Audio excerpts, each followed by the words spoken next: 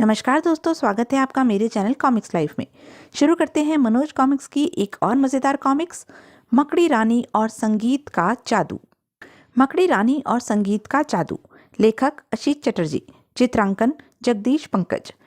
Professor केवल कृष्ण, जिसे भारत सरकार सिरफिरा पागल वैज्ञानिक मानकर विशिष्ट अनुसंधान अधिकारी के पद के कार्यभार से मुक्त कर चुकी थी, विगत 5 वर्षों से अपनी निजी प्रयोगशाला में एक ऐसी संगीत में तरंगित धुन के आविष्कार में जुटा था जिसकी प्रक्रिया मानव मस्तिष्क को सम्मोहित कर उस पर वशीकरण के जादू का सा असर कर सकती हो। उसकी यह सनक उसके अधीनस्थों के लिए चर्चा का विषय बनी रहती थी। एक दिन प्रोफेसर का पुराना सहयोगी सुधाकर राव अपने साथियों से बोला, दोस्तों, मुझे तो ऐसा लगता है जैसे हम अपने जीवन का महत्वपूर्ण समय यूं ही बर्बाद कर रहे हैं। हाँ, मेरा भी यही विचार है। भला संगीत की धुन भी कहीं मानव मस्तिष्क को सुन कर सकती है? समझ में नहीं आता यह पागलपन भरा विचार प्रोफेसर के दिमाग से में आया कहाँ से। मैं तो कहता हूँ प्रोफेसर सचमुच पागल है और एक दिन अपने साथ हमें भी ले डूबेगा। क्यों ना हम चुपचाप यहाँ से भाग निकले? ऐसी बेवकूफ़ी कभी मत करना। मैं केके को वर्षों से जानता हूँ। वह हम में से किसी को जिंदा नहीं छोड़ेगा, क्योंकि उसके पागलपन भरे आविष्कार के बारे में हम तीनों काफी कुछ जानते हैं। वह यह कभी बर्दाश्त नहीं करेगा कि उसके आविष्कार की जानकारी किसी बाहरी आदमी को हो। तो क्या हम अपने सारे जीवन को प्रोफेसर के पागलपन का शिकार बना दें? मैं तो अब एक पल भी और यहाँ नहीं रुक सकता। अपने साथियों की व्याकुलता को भांप सुधाकर राव रहस्यपूर्ण अंदाज में बोला, केके की गुलामी से आजाद होने का एक ही रास्ता है। वह क्या? केके की मौत। क्या? यहाँ से जाने से पहले हमें केके को ठिकाने लगाना होगा। नहीं, हमसे यह काम नहीं होगा। हम वैज्ञानिक हैं, अपराधी नहीं। मैं जानता हूँ, पर केके की गुलामी से छुटकारा पाने का और कोई रास्ता नहीं है। अगर हम केके के जीवित रहते यहाँ से भागे तो चाहे हम कब्र में भी जा छिपे, वह हमें ढूंढ लेगा और फिर हम में से एक भी जिंदा नहीं बचेगा। यह आपका वहम है। इतनी बड़ी दुनिया में वह हमें कहाँ कहाँ ढूंढेगा। एक बार यही सोचकर मैंने ऐसी कोशिश की थी, कहकर सुधाकर चुप हो गया। फिर क्या हुआ? वही हुआ जिसकी मुझे सपने में भी उम्मीद नहीं थी। मैं प्रोफेसर की गुलामी से तंग आकर एक दिन उसकी चेतावनी की परवाह किए बगैर यहाँ से चुपचाप भाग निकला। जब तक प्रोफेसर को मेरे जाने का पता चलेगा, मैं अपने परिवार के साथ बहुत दूर जा चुका हूँगा। मैं अंधाधुंध भागता हुआ अपने घर पहुंचा और अपनी पत्नी को जगाकर बोला, कमला, इससे पहले कि केके मुझे ढूंढता हुआ यहाँ आ पहुंचे, चलो हम यहाँ से कहीं दूर भाग चलें। लेकिन कमला की बात पूरी भी नहीं हुई थी कि केके की भयानक हंसी सुनाई दी। हा हा हा हा। हंसी सुनकर मैं जैसे ही पलटा, केके, तुम? मैंने तुम्हें चेतावनी दी थी कि तुम मुझे छोड़कर कहीं भाग नहीं पाओगे। मेरा यह शिकारी दोस्त तुम्हें कब्र से भी ढूंढ निकालेगा, लेकिन फिर भी तुमने ऐसी गलती की। मुझे माफ कर दो केके, आइंदा ऐसी गलती नहीं होगी। जब तक तुम्हारा परिवार है, तुम ऐसी गलती करने के लिए विवश होते रहोगे सुधाकर, इसलिए मैं तुम्हारी इस कमजोरी को ही खत्म कर देता हूँ। नहीं केके, यह गजब न करना। तुम तो कमला को भाभी मानते हो। लेकिन केके पर मेरी दुहाई का कोई असर नहीं हुआ और पलक झपकते ही मेरी पत्नी और मासूम बच्ची केके की दरिंदगी का शिकार बन मौत की नींद सो गए। यह तुमने क्या किया केके? मेरी बीवी बच्ची ने तुम्हारा क्या बिगाड़ा था? तुमने इन्हें क्यों मार डाला? ताकि तुम मोह माया के बंधन से मुक्त होकर सदा मेरे साथ रह सको। अगर फिर कभी भी भविष्य में तुमने यह गलती दोहराई तो तुम्हारा भी यही अंजाम होगा। और तब से अब तक यहाँ से भागने का ख्याल भी मेरे दिल में नहीं आया। ओह, फिर तो यहाँ से भागने का मतलब अपनी मौत को दावत देने के समान होगा। हाँ, लेकिन हम कब तक यहाँ कैदियों का सा जीवन बिताएंगे? हमें कुछ तो करना ही होगा। जब कुछ करना ही है तो फिर देर क्यों? ठीक है, आज रात ही हम प्रोफेसर का काम तमाम कर देंगे। तत्पश्चात दोनों वैज्ञानिक उठकर उस कक्ष से बाहर निकल गए।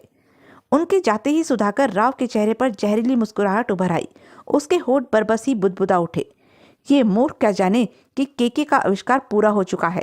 इधर ये प्रोफेसर को खत्म करेंगे और उधर मैं जादुई संगीत को लेकर फरार हो जाऊंगा। उधर दोनों वैज्ञानिक जैसे ही अपने कक्ष में पहुंचे, उनमें से एक बोला, सुधाकर हमें बेवकूफ बना रहा है। मुझे पूरा विश्वास है कि उसकी नज़र केके के आविष्कार पर है।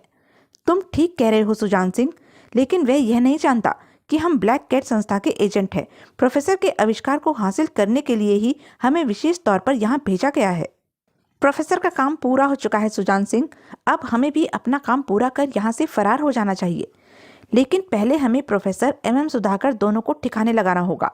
तब माइकल निर्णायक स्वर में बोला, ठीक है, प्रोफेसर और सुधाकर को ठिकाने लगाने की जिम्मेदारी तुम संभालो और प्रयोगशाला से जादुई संगीत की कैसेट उड़ाने का काम मुझ पर छोड़ दो। मुझे मंजूर है, हम अपना काम आज रात ही पूरा करेंगे। ओके। और उसी रात करीब 1 बजे प्रोफेसर अब गहरी नींद सो रहा होगा। मैं बड़े आराम से उसका काम तमाम कर दूंगा। थोड़ी ही देर बाद बेचारा प्रोफेसर, लेकिन इससे पहले कि सुजान सिंह प्रोफेसर को गोली का निशाना बनाता, चीं चीं चीं आई। सुजान सिंह की चीख सुन प्रोफेसर की आंख खुल गई। पलक झपकते ही वह भांप गया कि सुजान सिंह उसके कमरे में किस इरादे से आया था। ओह, तो तू मेरी जान लेना चाहता था, नीच, कमीने, दगाबाज। नहीं, मैं बकरी की तरह क्यों मिमिया रहा है हरामी के पिल्ले। उठा रिवॉल्वर और चला मुझ पर गोली। वह भूल हो गई सर, मुझे माफ कर दो। माफ तो अब तुझे मौत ही करेगी। गुर्राते हुए प्रोफेसर अचानक गेंद की तरह अपनी जगह से उछला और अगले ही पल ठाक, आह, फिर हा हा हा हा। और इससे पहले कि सुजान संभल पाता, सुजान के मरते ही अब मुझे सुधाकर और माइकल की खबर लेनी चाहिए, कहीं वे भी मेरे आविष्कार को उड़ाने की फिराक में न हो। उधर प्रोफेसर की प्रयोगशाला में माइकल उस जादुई संगीत की कैसेट को ढूंढ रहा था। पता नहीं इनमें से वह कौन सा कैसेट है, एक एक को चेक करने में तो बहुत वक्त लग जाएगा। तभी अचानक, ओह, कुछ कैसेट यहाँ भी रखे हैं। कहीं यही तो वे कैसेट नहीं है जिनमें जादुई संगीत टेप किया गया है। खैर, अभी पता चल जाएगा। माइकल ने एक कैसेट प्लेयर में लगाने के बाद ईयरफोन कानों में फिट कर लिया। तत्पश्चात उसने प्लेयर का बटन दबा दिया। बटन दबाते ही संगीत की सनसनाती लहर उसके कान में गूंजी। अगले ही पल वह जड़ सा हो गया और उसका अस्तित्व कल्पना की दुनिया में उड़ान भरने लगा। तभी सुधाकर राव माइकल के समीप पहुंच उसे घूरने लगा। वंडरफुल! इस समय माइकल संगीत के जादू के प्रभाव में है। अपने आसपास की स्थिति का इसे कुछ पता नहीं है। गनीमत है कि यह ईयरफोन पर संगीत सुन रहा है, वरना मैं भी संगीत के जादू के प्रभाव में आ जाता। अब मुझे देर नहीं करनी चाहिए। कुछ सोचकर सुधाकर प्लेयर की आवाज़ बढ़ाने लगा। जैसे जैसे आवाज़ बढ़ती जा रही थी, माइकल के शरीर में कंपन बढ़ता जा रहा था। उसके चेहरे पर उभरे भावों से उसकी मानसिक पीड़ा का अनुमान लगाते हुए सुधाकर ने आवाज़ की नोक को मैक्सिमम पर पहुंचा दिया। परिणाम स्वरूप माइकल के दिमाग की नस फट गई और मर गया। हा हा हा हा। फिर सुधाकर प्लेयर से कैसेट निकालता हुआ बुदबुदाया, केके की वर्षों की मेहनत अब मेरे कब्जे में है। आज मैंने केके से अपनी पत्नी और बच्चे की मौत का बदला ले लिया। तभी कदमों की आहट सुन वह सतर्क हो गया। शायद सुजान केके को खत्म कर इसी ओर आ रहा है। मुझे सावधानी से काम लेना होगा। सुजान के खत्म होते ही मेरा रास्ता साफ हो जाएगा। यह सोच सुधाकर का हाथ अपनी जेब में रखे रिवॉल्वर पर जा टिका। लेकिन जैसे ही सुधाकर की नज़र आगंतुक पर पड़ी, यह तो केके है। इसका मतलब सुजान केके के हाथों मारा गया। ओह, तो मेरा ख्याल ठीक निकला। फिर प्रोफेसर को माइकल के करीब पहुंचते देख सुधाकर ने दम साध लिया। अगर केके को जरा सी भी भनक मिल गई तो मैं बेमौत मारा जाऊंगा। ओह, यह तो मर चुका है। उधर माइकल की मौत का पता चलते ही प्रोफेसर ने कबोर्ड में रखे कैसेट को चेक किया तो उसे फौरन एक कैसेट के गायब होने का पता चल गया। ओह, एक कैसेट गायब है। वह कैसेट जरूर सुधाकर ले उड़ा है। इससे पहले कि सुधाकर उस कैसेट का फायदा उठाए या उसका भेद किसी पर खोले, उसे खत्म कर देना होगा। इस विचार के दिमाग में आते ही प्रोफेसर तेजी से द्वार की तरफ लपका। प्रोफेसर के प्रयोगशाला से बाहर आते ही, अब इससे पहले कि बाज की मदद से केके मेरी तलाश आरंभ करे, मुझे किसी सुरक्षित स्थान तक पहुंच जाना चाहिए। अगले ही पल सुधाकर प्रयोगशाला की पिछली खिड़की से कूदकर दौड़ता हुआ हवेली का गेट पार कर जैसे ही सड़क पर पहुंचा, ओह, कोई वाहन इसी ओर आ रहा है। अगर मुझे लिफ्ट मिल जाए तो।